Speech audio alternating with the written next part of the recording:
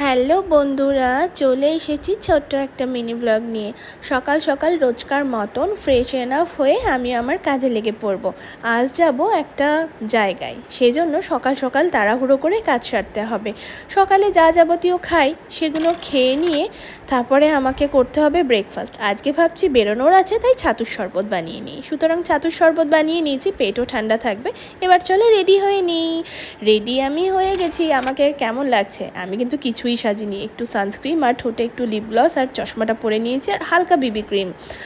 এরপরে রাস্তায় হাওয়া খেতে খেতে দুজন মিলে গল্প করতে করতে যাচ্ছি আমরা আমাদের কাজে। রাস্তায় যেতে যেতে তোমাদের দাদাভাই বলছে, বেশ কাজগুলো হয়ে গেলে ভালোই হয় বলো, ভালোই হয়ে গেলে। আমি ওকে বলছি, হ্যাঁ গো, বেশ ভালোই হয়। তো মাঝখানে এটিএমে একটু টাকা তোলার ব্যাপার ছিল, কাজ ধাজ সেরে চলে এসেছি আবারও বাড়ির দিকে। একটু তাই সুগার অ্যান্ড স্পাইসে ঢুকে কিছু স্পাইসি আর কোক খেলাম। দেন বাড়ি এসে দুজনাই ট্যান রিমুভ করে নিলাম, যেহেতু রোদে গেছিলাম। এরপরে আজকে হালকা রান্না, ডিমের কারি আর কচুর তরকারি। কার কার ভালো লাগে একটু বলো। আজকে একদম নর্মাল রান্না মা করেছিল। আর কি গরম, সন্ধ্যা হয়ে গেছে, এখন রাতের ডিনারের জোগাড় হচ্ছে। আলুর পরোটা বানানো হবে।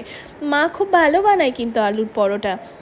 দেখো না, রাতে বসে গেছি আলুর পরোটা আর কেচাপ নিয়ে। কেচাপে ডুবিয়ে পরোটাটা ছিঁড়ে খেতে বেশ লাগে। আর আমার এই ভিডিও ভালো লাগলে লাইক করো। টাটা।